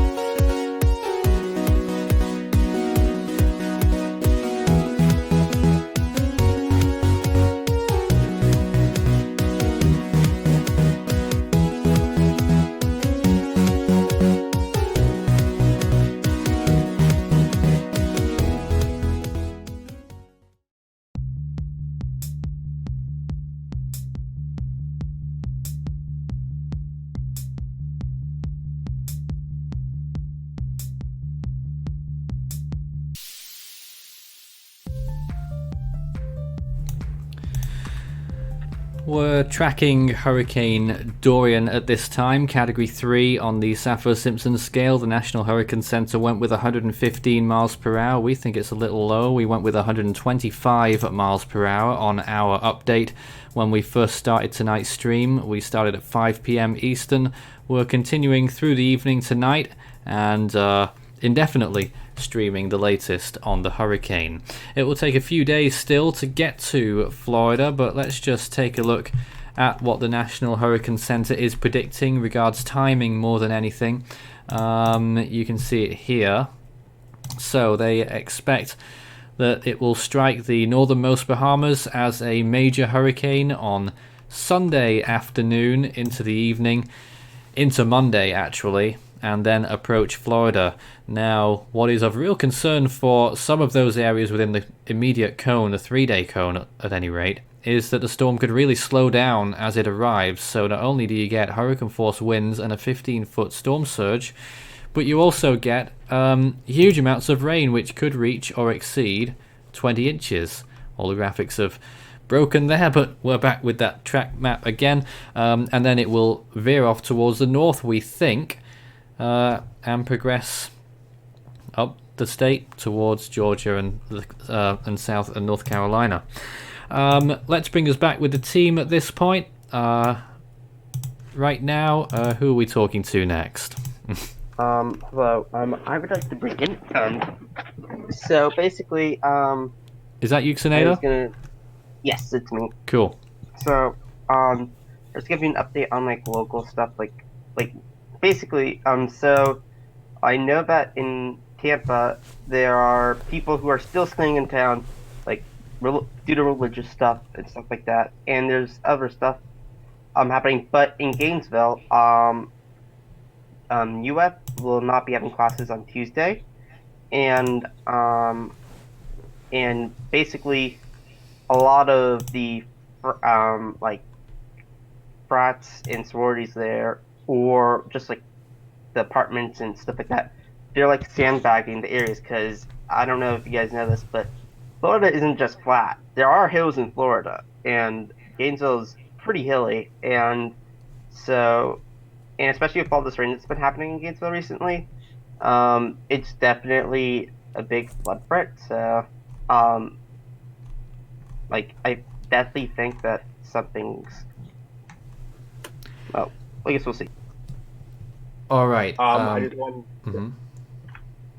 wanted to say that schools have been canceled for Tuesday and Wednesday for the following counties in Florida: Pinellas, Hillsborough, Manatee, Pasco, and Orange County will be suspending classes or canceling Tuesday and Wednesday due to Hurricane Dorian. And Nathan, I have an update. Boy. Go right ahead. National Weather Service Melbourne is reporting preparation should be ongoing across all of East Central Florida for a possible major hurricane impacting the area in a few days. Major Hurricane Dorian is a dangerous storm. The time to activate your emergency hurricane plans is quickly approaching. It absolutely is. And imagery continues to look like it's improving as well. Cold cloud tops blowing up on the western side of the eye wall now, trying to wrap on in a very dangerous situation. The eye is still significantly in the positives as well. I think Isaac wanted to talk a bit about recon, it looks like, because it's approaching the storm at this point in time. Sure. Yeah, recon is getting closer. Those two little dots of convection I'm able to see on the screen, my screens here, those are the outer edges of Hurricane Dorian here, so it should be making it into or near the eye wall, probably within later this hour, or maybe at the very latest next hour. But it's already starting to get into the outer fringes of the hurricanes. We'll get. When did that one take off? It took off maybe 4 hours ago, I want to say. 4 hours. 3 hours ago. And then we had another one come off from the Panhandle of Florida, and that went off at about, I think, an hour and a half ago. Flew out, so that we're going to get lower reconnaissance data in a few hours, and then the NOAA mission is going to be in there probably within later this. Yeah, it's already getting the bands now. we're going to be very eager to see what information they find inside the storm, and we really are at their mercy at this point because they're the only people who can get direct measurements from inside the storm, these planes that are flying into the hurricane at this time. Alright, there was a flurry of questions earlier. We've not mentioned it yet, but it does deserve a mention, and that is what else is going on in the Atlantic at the moment. And if you've not seen it yet, you might be in for a bit of a shock. Another Atlantic disturbance, which the National Hurricane Center have tagged, just emerging off the coast of Africa. 0% in the next 48 hours, but I think I heard someone say 30% in the next 5 days. Would anyone like to give a mention to that? Yeah, I'll do that really quick. There isn't really much about it on the National Hurricane Center thing. It just says a tropical wave is located about 300 miles east-southeast of the Cabo Verde Island. Some development is possible as it moves westward early next week. And it just says 0% next 48 hours, 30% next 5 days. So there's not really any real description about it. The only thing there's really of note is that it's an area of interest to watch. Well, models, ECMWF and GFS really have both been quite confident in at least one other storm forming down there in the next week, and the ECMWF thinks 2. So those could be 2 storms to watch as well. Odds are they'll recurve, but, well, Florence happened last year, and, you know, it's a typical track of a storm that recurves until you saw what happened towards the end of Florence's track. But usually, with these storms, they're going northwest beyond the Cape Verde Islands, so they're not staying further south in the main development region. Usually they end up recurving, but again, that's something that we'd have to watch out. That could be a potential impact at worst case scenario in the middle of September, so we're still 2 weeks away from that.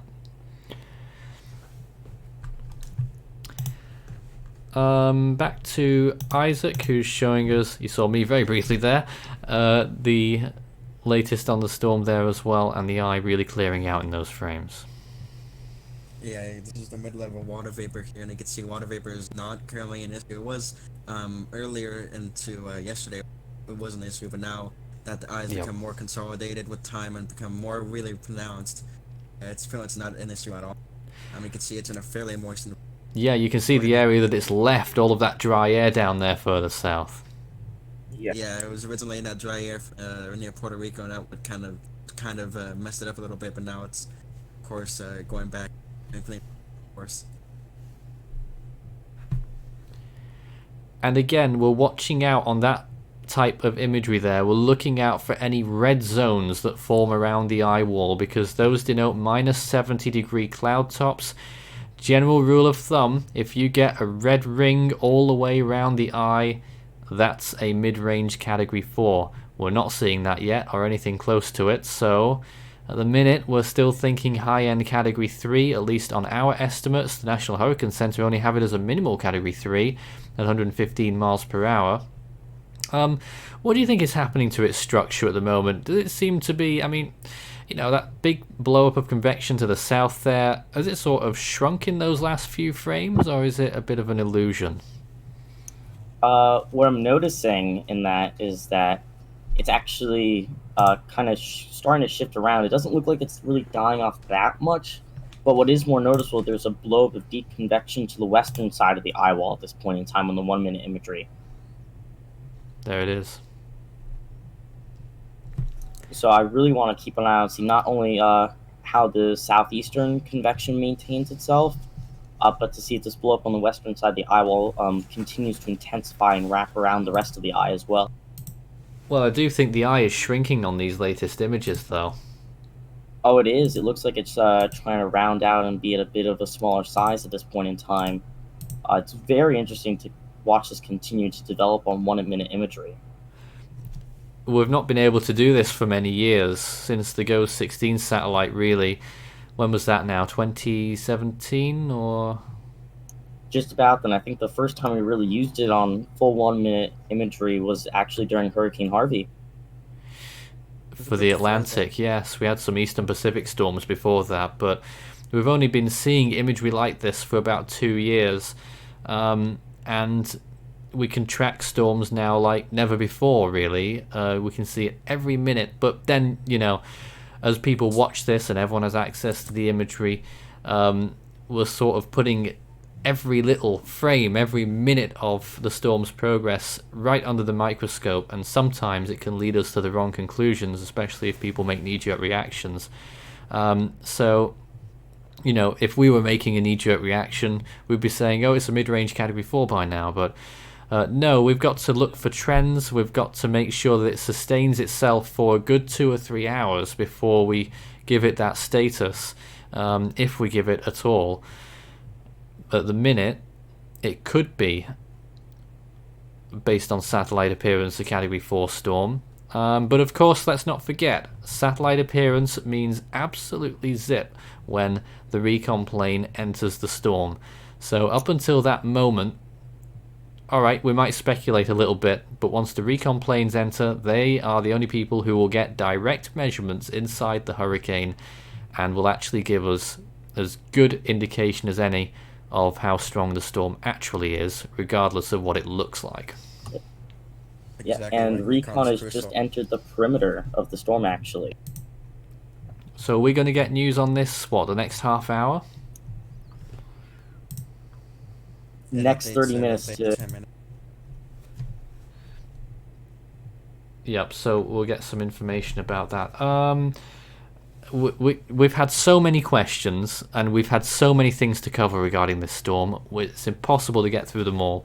I'm just picking and choosing which ones I can get through here. Will Dorian be a Category 5 is one question we get there.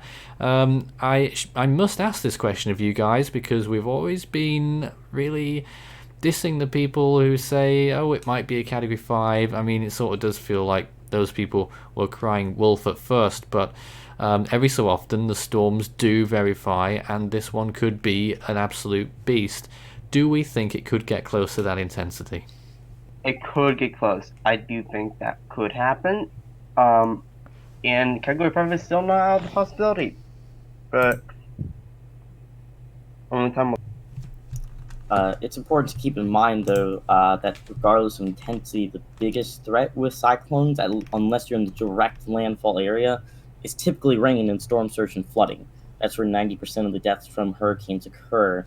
So even if something becomes a Category 5, we definitely need to keep an eye on that, obviously, because devastating winds are very severe for the landfall area. We saw that with Hurricane Michael last year.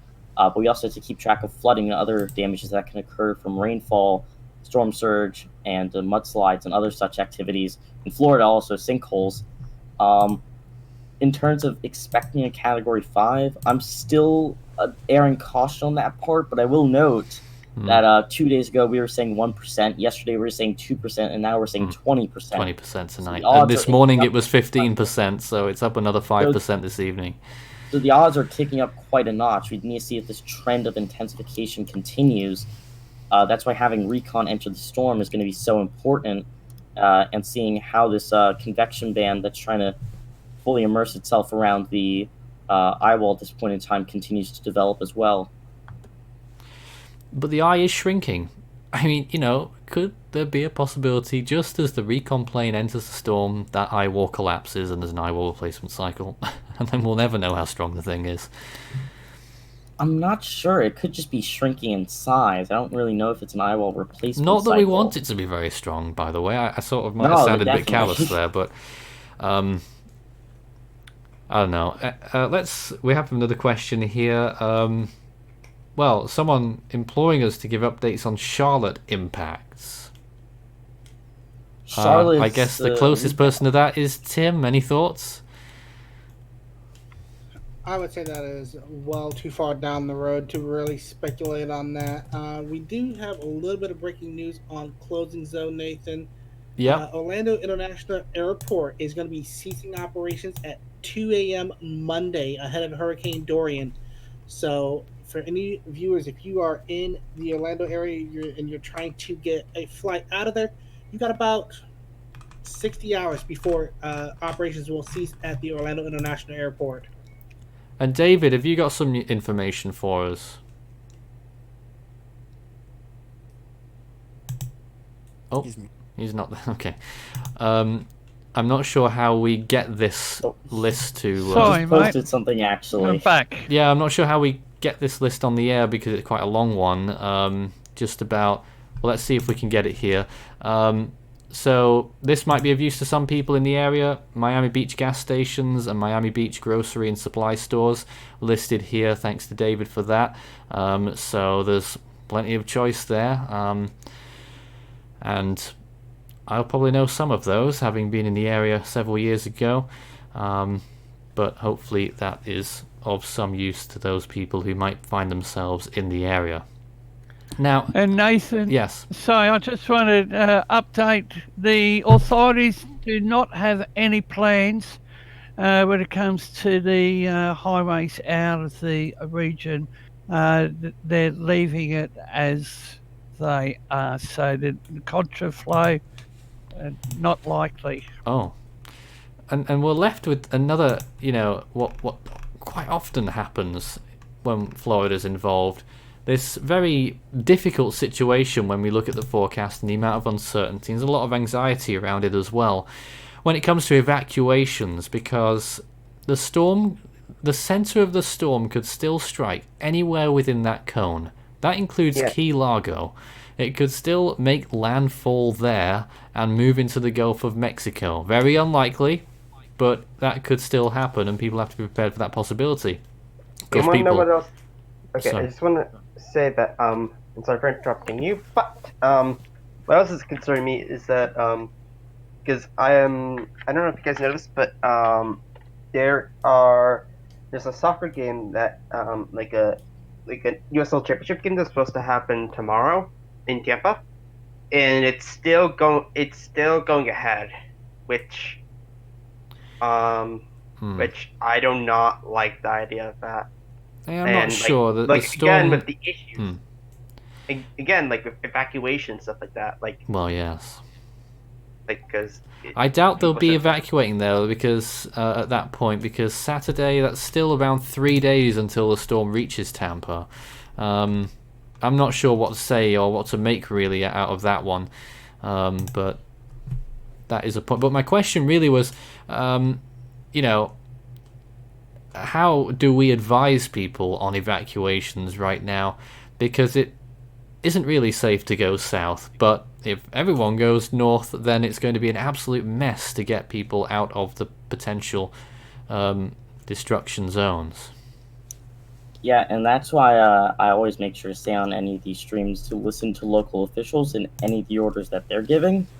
If you see, and also not just that, but to stay informed yourself about the situation. That's why if you see this storm and you're keeping track of it, if you're in the cone of uncertainty and you really don't feel safe because of your particular location, let's say you're in Jupiter, Florida, for example, that could be a very low-lying area depending on where you are, and you see the storm and you see the cone of uncertainty and some of the model tracks taking it very close to where you are, and that could be putting your life in risk. Or if you're in Daytona Beach and a similar thing. If you feel that unsafe during the situation because of that, then you can try to get ahead of the game and evacuate or do your own stuff to keep yourself prepared and safe during the storm. But I always like to reiterate that once officials give mandatory evacuation orders, involuntary evacuation orders, that's when you have to listen to them no matter what. And I think what we can say, Strat, at this point is that if you're in central or northern Florida and you are in an area particularly prone to flooding, get out, because this storm is going to produce potentially 20 inches of rain, along with, if you're near a coastal region, 15 feet of storm surge, quite possibly, for some parts of the Florida East Coast. Depends exactly where it makes landfall, but storm surge along the whole coast will be significant, and the rainfall inland will be totaling many inches. But if you're within 100 miles of the storm's track, then it will be in the order of 12 to 20 inches. Yeah, and just a bit of an update on continued look at the satellite imagery. It looks like the eye has maintained itself, unfortunately. Structure. Now, yeah. It looks like it just shrunk down in size. It's rounded out again, it looks like. And if it continues to maintain itself, that's going to be very bad news, especially because that these colder cloud tops reaching close to -70 are blowing up more and more around the eye wall now, especially they're wrapping the whole western half of the system at this point in time, and it looks like they're trying to start spreading around to the eastern half as well. So as reconnaissance continues to near the center of the storm, we're going to need to monitor that very closely. Probably around 30 minutes away from our first full set of info from recon from our first air pass. They're heading, it looks like, from northwest to southeast on it. So within an hour and a half, we'll probably have a northeast eye wall reading, which is typically where the strongest winds are, and that'll give us a full update on what the actual intensity of the storm is at this point in time. All right, I think we had a question there regarding could it strike South Carolina as a major hurricane?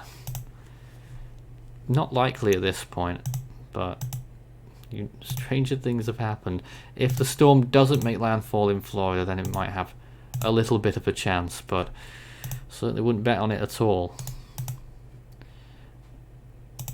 But that's not going to be the biggest issue. It's probably going to be more...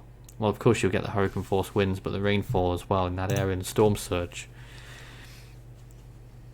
Yeah, if I was a betting man, I would be far more focused on Florida and the Bahamas rather than the Carolinas at this point in time. Maximize the odds and look towards where our more immediate threat is. Although, if you're in the rest of the southeastern states on the coast, Georgia, South Carolina, North Carolina, you should be monitoring the storm very closely regardless, because it could still be extremely threatening.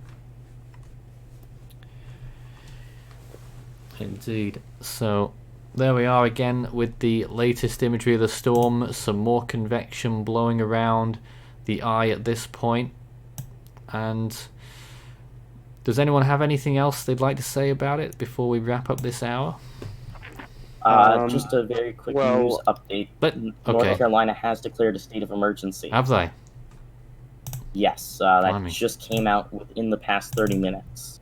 Well, as Orlando. This situation unfolds, and it still seems as though that now, unlike before when it was being noted, it seems as though he might have jinxed the whole situation, but now with the whole model uncertainty, what can be said, at least at the moment, is Dorian is still a major hurricane, and obviously there is no signs of weakening. If anything, it's still deepening. Beyond that, I'm really looking forward to this recon data that we might get. I did just see a question from A. Haverson. Basically, we've gone over this a bit, but for anywhere in Central Florida, the effects will vary. But the area you're specifically talking about, I would say, it'll definitely get impacted heavily. Sorry, what was that? Get impacted. Who will? It'll get impacted somehow. Who will, sorry? The area that the person was asking will get impacted. I didn't quite catch that. Anyway, we're about to go to a break shortly. We're just still gathering our thoughts here at the moment. I guess we'll cut away now. We'll be back again in a few moments. Stay tuned. We'll have another hour of coverage coming up in just a few minutes' time.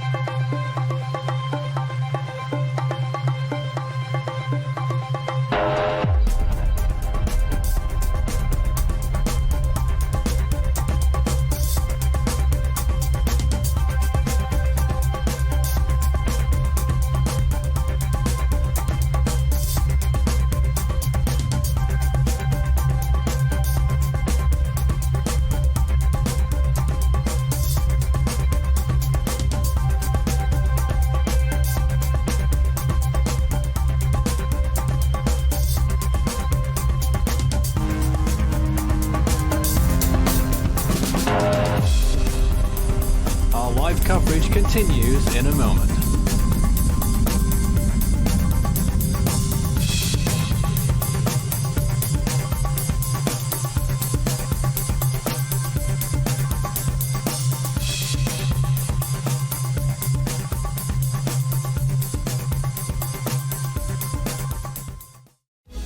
You can also help the project become even better by becoming a patron. You can see more information about all the benefits involved by visiting patreon.com/Force13. With a special thanks to these people for being our most valued patrons this month. You can also check out our growing merch store so you can show Force 13's colors wherever you go. You can also find a link to our Discord server underneath this video in the description.